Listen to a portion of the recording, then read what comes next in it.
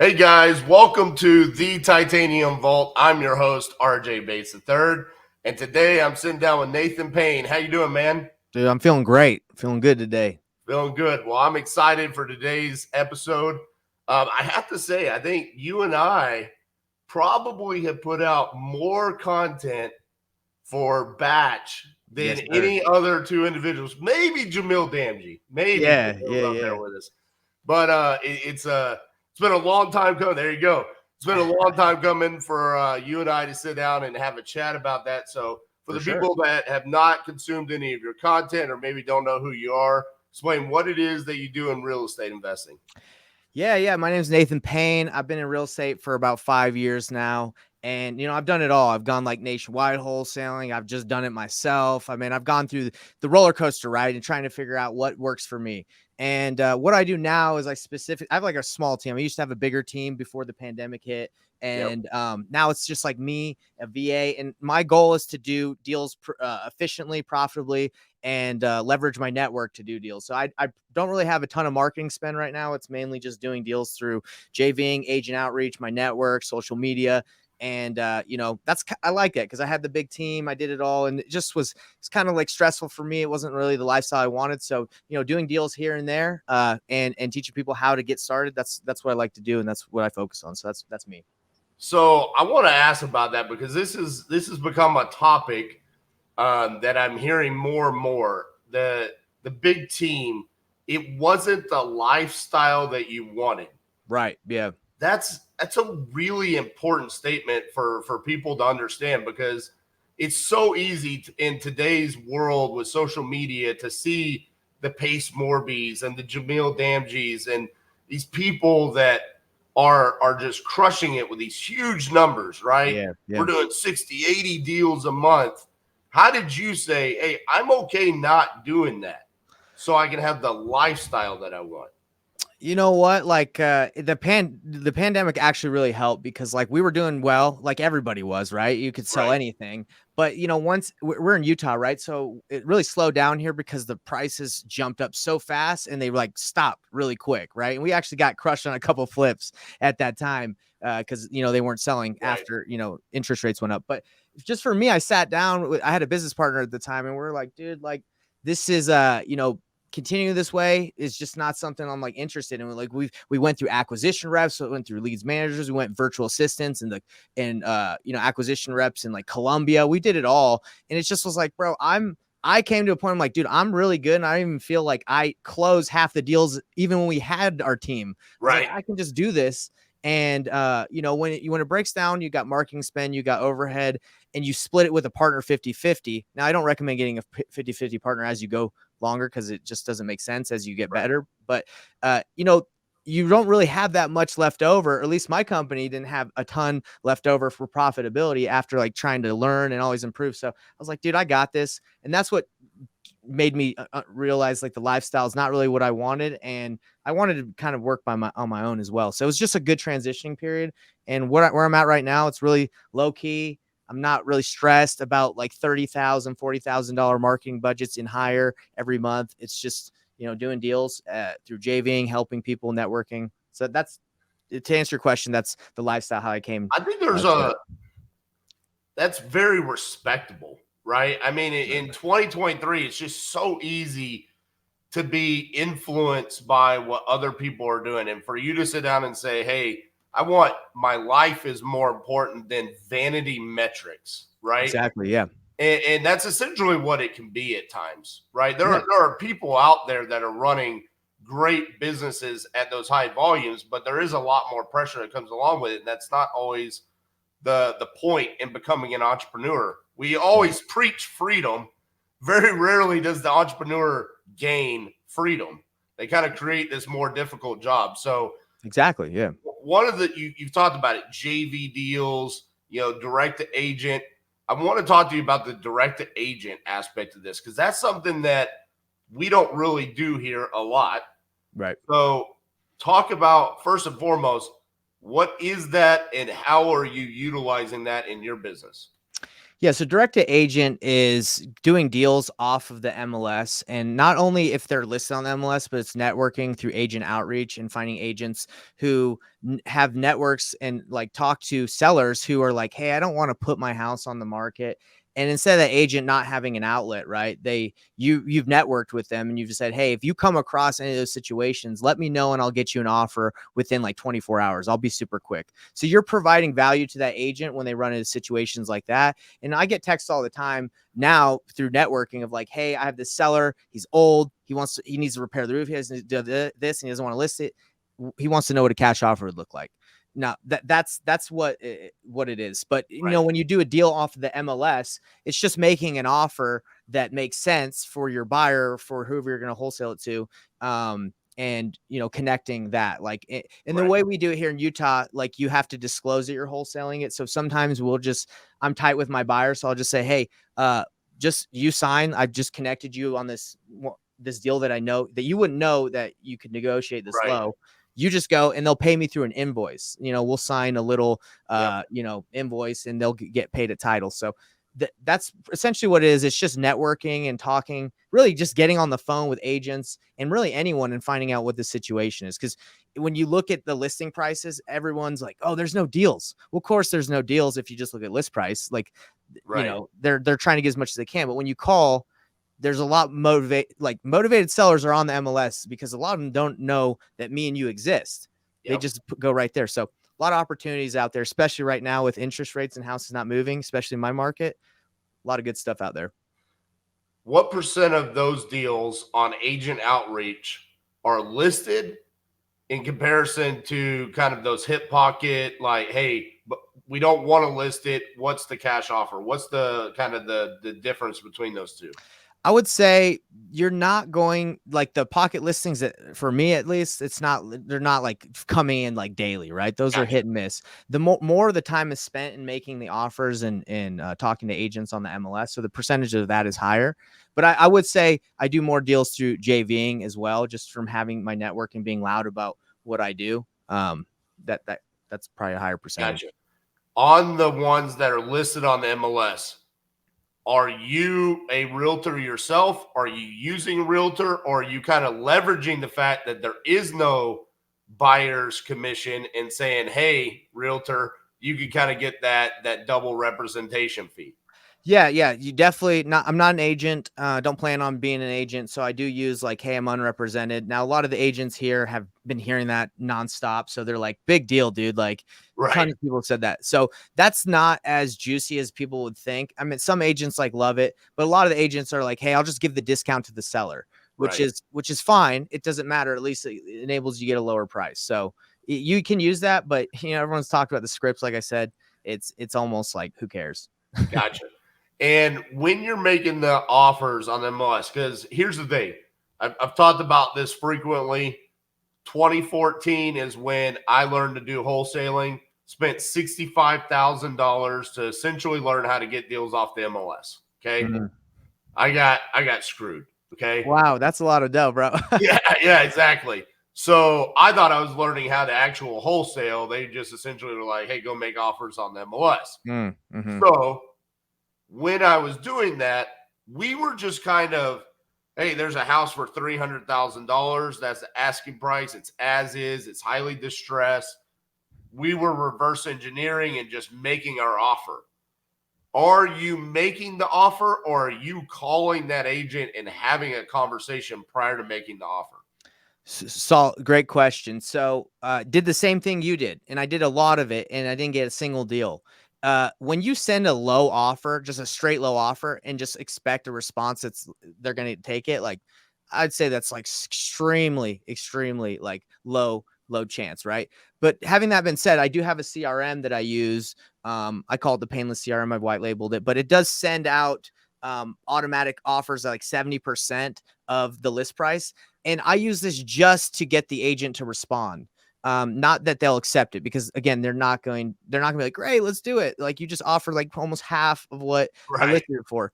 No, so I just get them to respond, because as you know, like, calling agents even to get a hold of them like is can be a nightmare. So I just want to see who's actively responding. They say, "Hey, no, you freaking suck. That's the worst offer ever. Then I say, hey, no, I totally get that. Let's hop on the call, because that's not my final offer. I was just trying to, see if we could communicate, right? So to answer your question, yeah, no, like just shooting at that low offer I will just say from experience, it won't help you build a business. It won't help you do Right. multiple deals. You have You to get on know, the phone. you know what was crazy when we were doing that? Because honestly, for like our first 2.5 years, that's all we did. Right. We didn't know direct to seller marketing. Mhm. And so what I always thought was crazy is the amount of offers that we made where we could never find a way to communicate with the listing agent. Yeah. Like you said, couldn't get them to answer the phone. Dude, it's crazy. They never countered. They never responded to the email or the offer that was sent. Is that still common for you? And have you found a way to overcome that? Yeah. So when you send that email, like I would say, like, let's say out of 200 offers sent, you'll get like maybe 70. Well, let's say 70 to respond to like, you're an idiot, right? Right. So it's very low that like, I would say people that agents respond to like a low offer. But even when you call, it's like they don't answer. And for me, I would fire my agent if he didn't answer a call like about Facts. the house. So I call 3 times. And the reason why I call 3 times is I'm from Georgia originally. So I have a 404 number. So when I call, usually people think it's spam. So Right. the first call, they don't answer. Second call, they usually answer second, but third, it's like, yeah. So that's what I do is like call 3 times. And if they don't answer, it's a text and then, follow up. But it's usually, again, what I've seen is spam is really hurting a lot of people. So if you just call once, I don't even answer my phone when people call me once, right? Like, Right. so yeah, I would say the multiple calls helps. On the disposition side, listed property on the MLS, what pushback are you getting from your buyers that, hey, this is a listed property? What value are you bringing to me? How do you overcome that objection from your buyers? Great question. So what I teach the painless wholesaling method is I bought like a giant wholesaling list, like from Nick Perry, like, Nick Perry, like Yep. because I thought that was the key. I thought like having the biggest buyers list was so important, blasting it out. And then I realized like, hey, I'm selling to like the same people. Like I like it's the relationships that are getting a lot of these deals done, not just blasting it out and hoping I get lucky. So the way I do it is I actually reach out to my buyers almost before I make that final offer just to verify if they're good. And I reach out. So sometimes I don't even have the contract on the MLS. I'll call Right. my buyer and I'll just say, hey, I've been negotiating with this agent. I think this is a good opportunity for you from your buy box, what you told me. What would you pay for this? Now, Right. if they come in, they're like, the house is listed at 300 and they're like, I can do 250. And the agent's like, hey, I can go to 260. I'd say, hey, look, I know you can do 250. I'll try to get lower, but they're at 260. Can you come up a little bit higher so I can get paid? Right. So if they come in at 270, I offer 260, make 10K. So it's a lot of negotiation even before the deal's locked up with buyers I'm tight with. Now, if I just sent this out to a giant list, I run the risk of, someone just calling the agent directly, but I'm not letting every buyer in Utah know about this situation that I've found. Right. Does that make sense? Yeah. And here's the thing. As you're talking about this, like I'm reminiscing back to 2015, 2016, 2017, because this is what we were doing. Right. And I told you about last night. I was on a Zoom call for a couple hours, and they were asking me about my first couple of years of wholesaling. And they were like, how did you do so many deals and make so much money? Dude, exactly what you're talking about right here. Built a couple really strong, excuse me, really strong relationships, and then essentially reverse wholesaling, right? Like, hey, what can you pay? 300,000. All right. I already know I got them at 285. Can you do 280? Hey, boom, I just made 20K. Exactly. And there is no acquisitions commission. There is no overhead. There is no marketing expense to that. That's the beautiful part about this agent outreach. I do think it's a solid way to get started if you don't have a marketing budget. Now, agreed. You have done direct to seller marketing. Yeah, right? Yeah.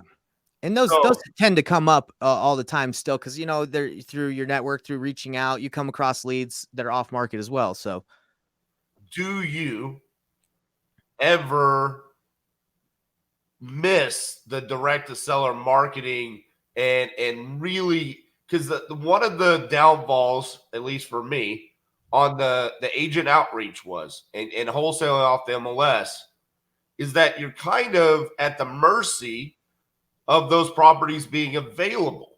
Right. Competition, right? Well, with direct to seller, you're always creating your own leads, Mm, right? At some point in time, you've seen everything that's listed in your market on the MLS. So, right. is that something that you kind of have to navigate through, or is it a struggle, or is it just something that you don't really care about because you're kind of flying solo right now with a small team, and it's like, hey, it doesn't really matter to us?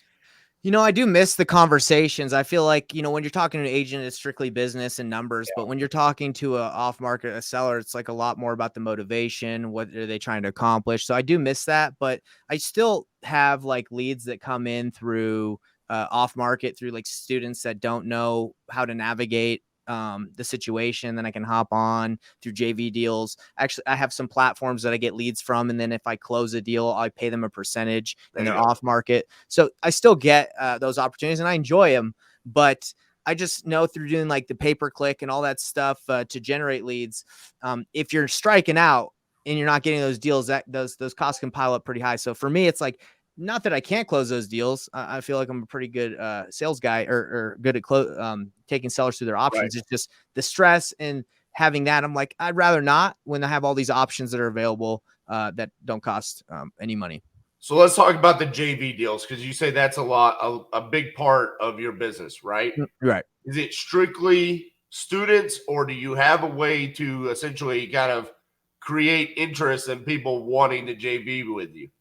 Yeah, so I would say both, right? Like I have students that bring me deals, and even if I tell them to do like agent outreach and JV and do all this stuff, like people always gravitate to off market. They're always like, let me just try. It's a little easier, right? And then they realize they're both difficult, right? You both have to work hard at both.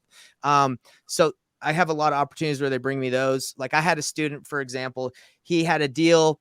It was ARV was like 320, 350, and he had it like 275. He thought that was where it needed to be, right? Right. So I'm like, hey man, I ran the numbers, and I even asked the buyer, we need this thing at like 180, and I have a buyer 200,000. So you're 75, like $100,000 off. Right. So I was like, hey, go ahead and just tell the seller, hey, you got your numbers wrong. You need it lower. And the seller agreed to 100K less. So so we did the deal. So it's things like that where it's like, hey, you did your numbers wrong. Just go. And if he wasn't able to negotiate it, and I could hop in and be like, let me talk to the seller. So yeah, That's funny. I do miss it, but I do get it. I do get quite a bit of it and like it. So I wish I could have heard that conversation. Like, hey, I actually made a typo on the contract. That first number is actually incorrect. yeah. We need to drop it by one number. It's really funny too, because like I got into this business because I was in door-to-door sales for like 6-7 years, and before that I went on a mission for my church, so I was like really good at taking rejection, overcoming it. So I actually got into wholesaling because I thought it was like completely a sales game, like you could convince anyone to take a low offer.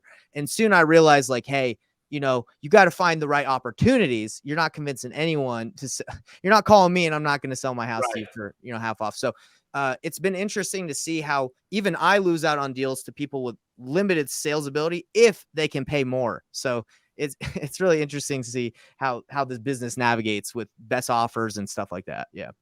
Going back to the agent outreach and even the JV deals, Mm-hmm.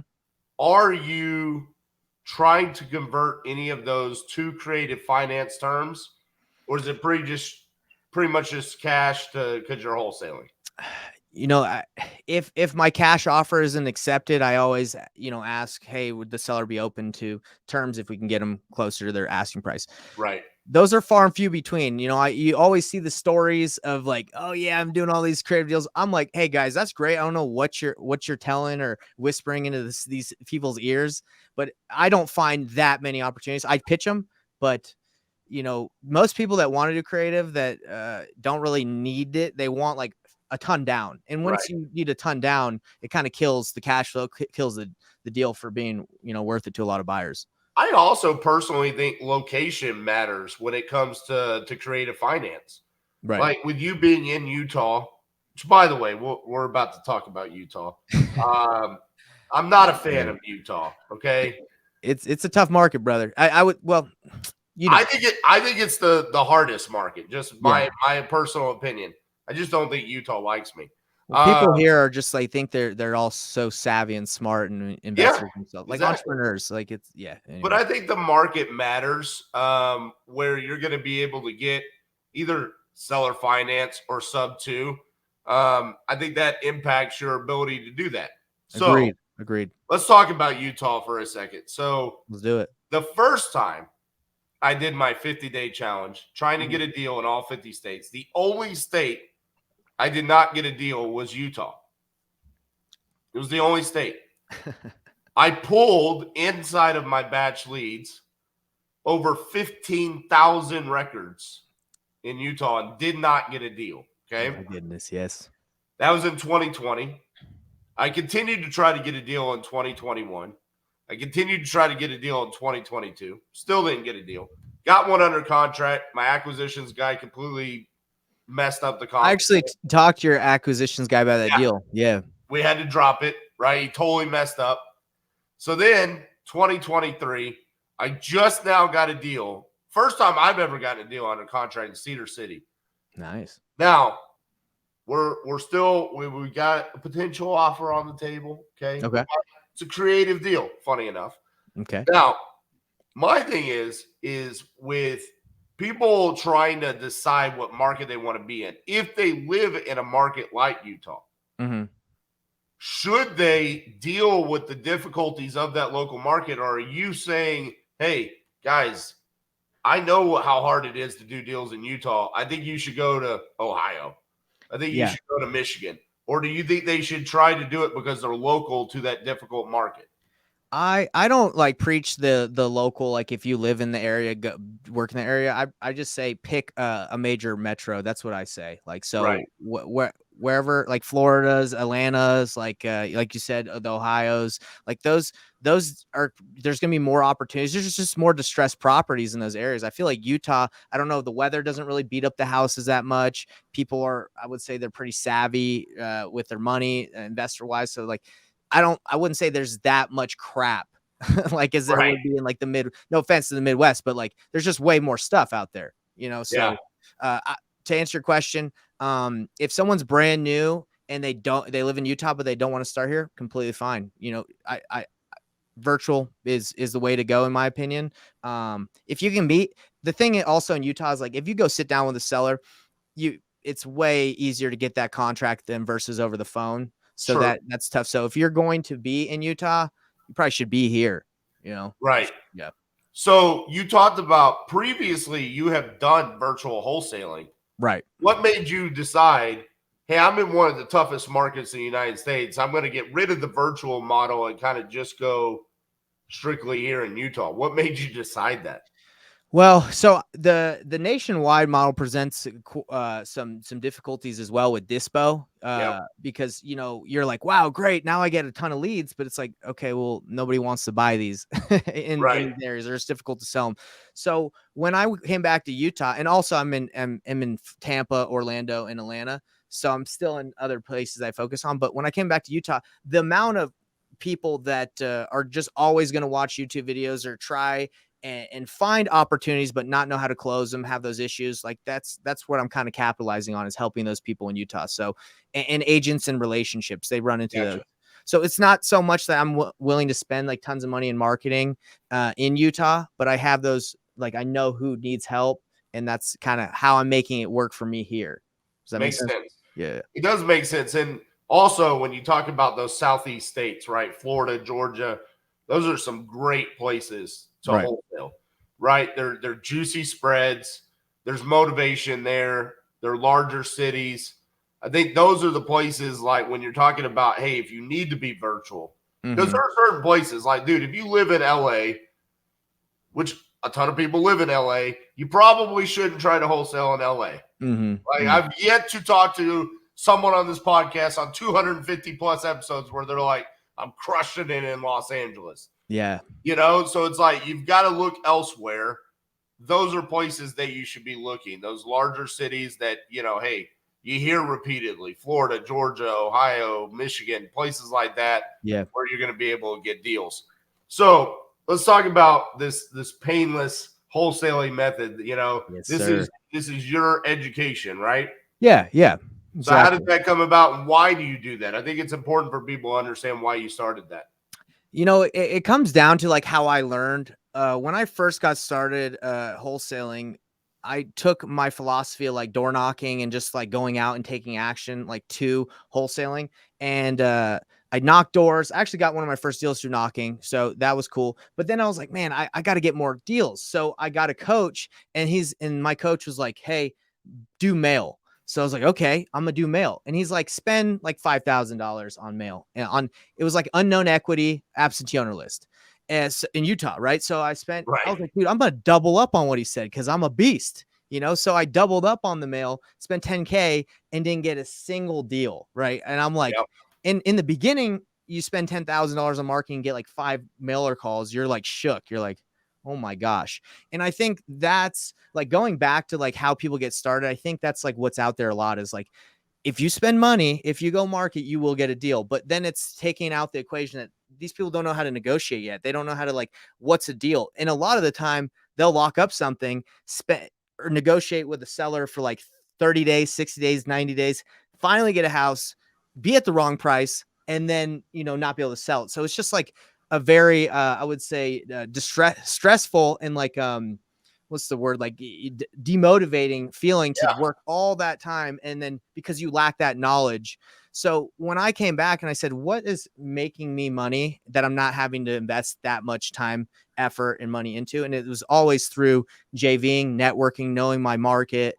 So I was like, I want to teach people how to do deals the painless way, right? Like without having to go through that pain that I went through. Understand your market first, right? Like when I hear brand new investors, like they just started and they're like, I'm nationwide. I'm like, no, no, no, bro, don't do that. You're going to get yourself in a lot of trouble. And cause you can't master every market. Like, Right. comping is like it's an art. Like you have to, it's not like you can just like, okay, 70% of the Zillow, it doesn't work like that. Right. So anyway, the reason to sum it up why I did this is because I was in the position, you were in the position of the new wholesaler. And if they jump too fast into marketing and trying to be a business owner immediately, that they'll be out of business quickly. But if they go out, master market, develop relationships with the top buyers, see deals that are on the market and bring them to their buyers, they can make money quickly with little to no marketing spend. Absolutely. And here's the thing. I've said this a couple of times recently, so especially on my YouTube channel. So if you're listening to this, I want to reiterate what I am saying and kind of tweak it a little bit for today's episode. I've talked about to get started. I think one of the most important things that you can master at the beginning is how to talk to a seller. Because if you could talk to a seller, you'll always have deals. And if you have deals, you can always JV with somebody else. Someone else can always dispo your deal. Someone else can TC your deal. For sure. But if you have deals, you're going to be okay. The tweak that I want to make based off today's episode is if you learn how to talk to agents and develop relationships, you can always have deals. It's always just starting with the acquisition side of things. If you're doing that, that foundation can never be taken away from you. Because the facts are, whoever controls the deal controls the destiny of where the money flows. And that is the important part about this. And I think it's important for whether you learn from someone like me that's big on direct to seller, or from someone like Nathan who's big on, hey, agent outreach. We can establish relationships. There's ways where we can get deals without having this huge marketing budget. It doesn't matter. It's still making sure acquisitions is like a core foundation early on. I think that's extremely important. Of Okay. course. And can I add something about Yeah, acquisitions? absolutely.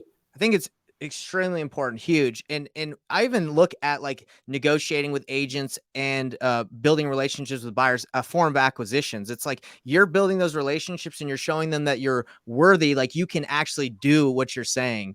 Like if Yes. you call someone a buyer and you don't know what you're talking about, like they might not see the value in working with you. So you definitely need to know how to navigate a situation with the seller, how to how to go through the process. And it's okay to like not know, but like it's you definitely want to get that as soon as possible. So when you do get those opportunities, you can take it all the way. So I have a question for you that you have no idea I'm going to ask you because it's not about you. It's about something that just happened here in Texas. Okay. This is this is crazy. I've never actually seen this. I got sent this link Okay. probably 5 or 6 times yesterday. There is now I don't know that this had anything to do with wholesaling. Mhm. Okay. There is a gentleman here in the Dallas Fort Worth Metroplex. I think he was in his 60s. He was placing offers on MLS properties using a fraudulent proof of funds, Mhm. going under contract, and then terminating. Okay. Pretty common, but I don't know what he was I don't know that he was trying to wholesale. I don't really know what his end game was. Yeah. But he got arrested and is being there are criminal charges being pressed against him for being a fraudulent buyer. Now, the reason why is because these were listed MLS properties and they're claiming that he caused harm to multiple sellers Right. by locking up their properties and then terminating and did not have the means to close on the property. That is where they are coming with the criminal charges.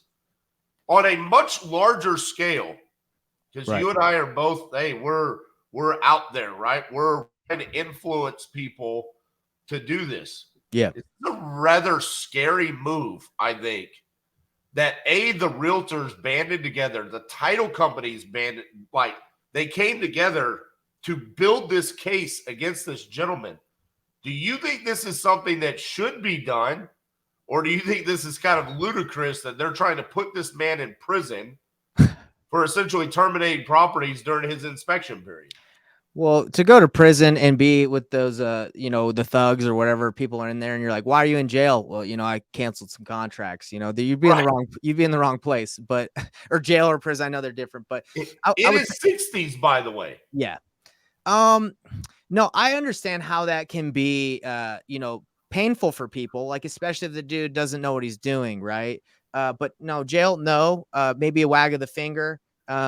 Especially if like he's using the same title company, cancels all six at the same. If he took him there, you know, that's kind of my issue with wholesale. I would say that's a lot of people's issues. Is like so many people don't know what they're doing, bro. Like, and there's nothing we can do about it other than educate, right, and show them. But that's why, like, the painless way is, I believe, the right way to do it. If you're going to be on market, is I don't really even lock up properties unless I know or have a good idea Right. that I have a buyer in place. And again, a lot of time I don't even put it under my LLC. I will use them and they'll invoice me. So the strategy that I teach, I think, will keep people safe, but it's going to get worse if like you have no money, you're using like a Google Doc, like, hey, I Right. have $500,000 or whatever. Like, yeah, unfortunately they're But making what a do bad we rep. do? What do we do here, Nathan? I mean, this is starting to get serious when they're arresting people Yeah. for this. I mean, as investors, as wholesalers that are doing this the right way, Right. right? This is a little bit scary when you see this because it's like I kind of had the same reaction you had when I was telling you a story. There was kind of a chuckle, Hmm. and then it was like a roll of the eyes, like, really? This is Yeah. really happening? And then all of a sudden, it's kind of like you start thinking about it a little bit more, and you go, well, dude, this is where regulations get brought down, right? Right. We're Yeah. seeing it more and more. We're seeing, like here in Texas now, we have to disclose that we're wholesaling. You brought that up. You have to do that in Utah as well. Yeah. Where do you think we're headed? Like, where do you think wholesaling is going to be 5 years from now in comparison to today? And do you think it's going to essentially kind of have to go the direction of the agent outreach? That's a solid question. I think out assignments eventually will get outlawed. Like you won't be able to sign a contract. I think that would stop a lot of the issues. and then like double closing will be Right. bigger. Buying properties within an LLC, and then us, selling the LLC with the property inside, right, to the new buyer. Invoicing, kind of like I said, like just being bird dogs for people. I think that will be, because I don't think you'll be able to ever stop someone finding a good deal and then giving it to someone that will pay Right. them. But I do get it, because it is extremely easy to get a contract on a property with a proof of funds. I think that the agents could do a better job of due diligence of finding out if those proof of funds are legit before they accept the offer. It's pretty simple. Usually there's a number on there to call. Right. So I would say that's not entirely, yes, the guy shouldn't have done that. With six people, and you don't have buyers for all six, so you have to cancel that. You're an idiot, dude. Like, come on. I agree.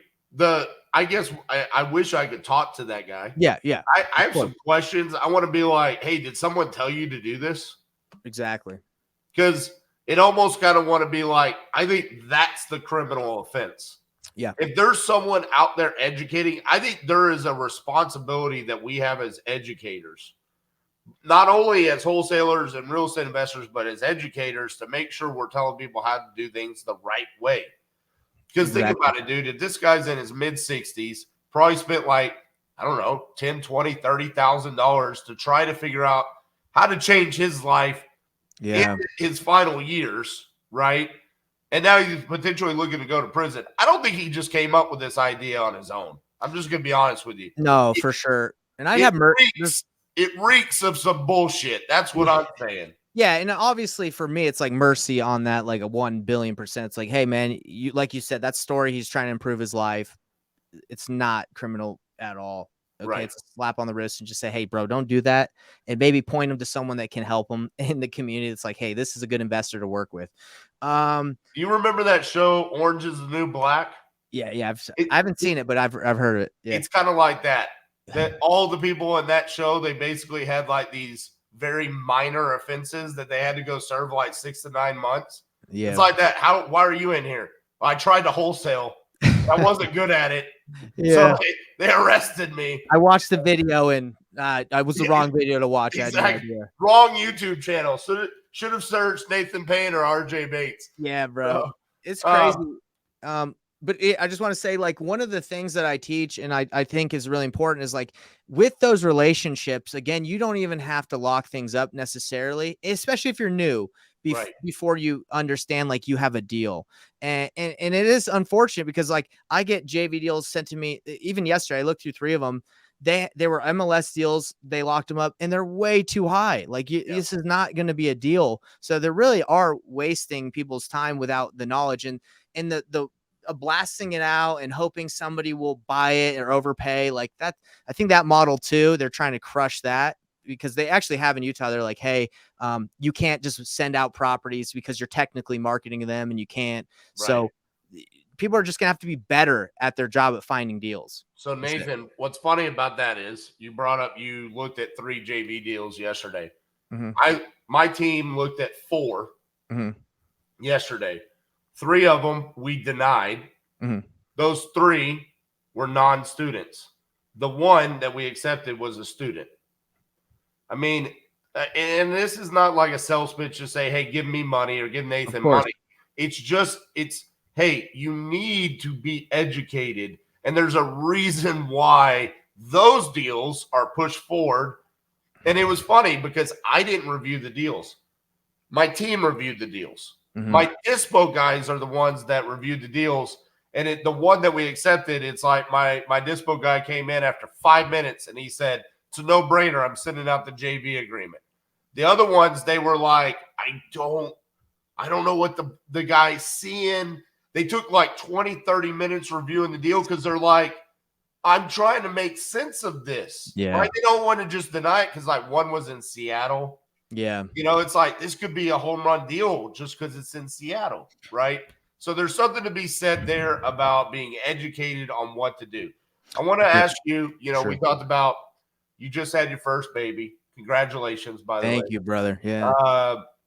That's a big milestone in anybody's life, but especially as a dad. So moving forward, man, what does this look like for you?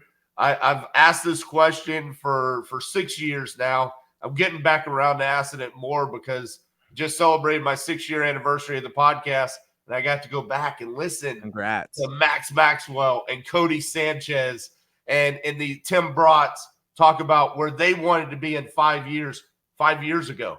So it's really cool to see, like, yeah, that is cool. out, dude. So where do you want to be 5 years from now that you're a new dad and everything that you got going on? Dude, so like I have a life plan that I reverse engineer to like yearly goals. So I know exactly where I want to go. And it's nothing to people on here. They might be like, that ain't flashy, bro. That ain't cool, but it's cool to me. So my wife is from Canada, and like we love going to visit our family in Canada because they live in cottage country. So they're like up north of Toronto where it's just like cabins and nice lakes. And for me, bro, I love it when I go out there. I know Canada's a little weird on the politics, right? But Right. It's just a different pace, of life. Like here in the city of Salt Lake, in Dallas, it's fast and fast paced. And for me, I'm like, I don't like the keeping up with the Joneses style. Like, oh, I feel like I got to drive this. I feel like I got to wear this. Like, that's not my style. Never has been. So my goal, bro, is to move to Canada, live in like a middle of a field with tons of acres on a farm, have my baby girl like picking apples and fruits, and we got goats and all that stuff, and just wholesale virtually, invest virtually. And money is not whether I have millions and millions or not, like that lifestyle is not very expensive, and I want a chill lifestyle. So if I can do that, and I will do that, right?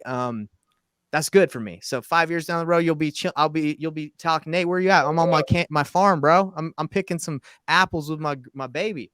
Hey, So listen, that's where I'll be. I think that's a really cool answer because I think it's a real answer. And I think that's what, like, everything that I take away from your interview today is how open and honest you are about what you want to be and who you are. Thank you. Because in 2023, it's so easy to lie about that. I think there's a lot of honor and respectability to sit there and say, man, I just want to be able to enjoy my time up in Canada and have a farm. Like, that's really cool because it's so easy to be like, I want to be doing $10 million a year. It's like, well, why, bro? Maybe. Yeah. But you might die when you're 50 because you're so stressed out. Yeah. And the reason why I feel like this too is I know a lot of people that die and leave a lot of money behind their kids, and their kids don't appreciate it. Like, it's almost like if that's what you worked for and you didn't even enjoy it, like you didn't even get to use that money, and you leave it to people who just blow it, like on cars, houses, and they didn't appreciate it. It's like, man, you got to enjoy what's truly important in life. And for me, it's God, family, friends, relationships. So that's all that matters. I love it, man. Well, Nathan, I really appreciate you coming on here today, sharing your story.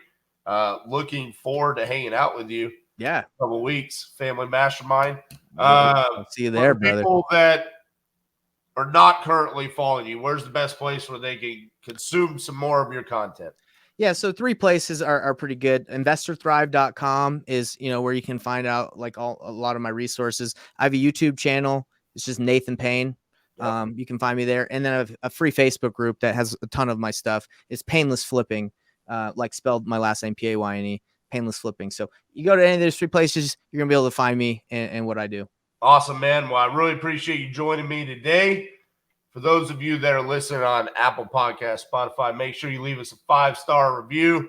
Remember, that's all we accept is 5-star reviews. That's it. If you're watching on YouTube, make sure you like the video and hit the subscribe button. Nathan, appreciate you, man.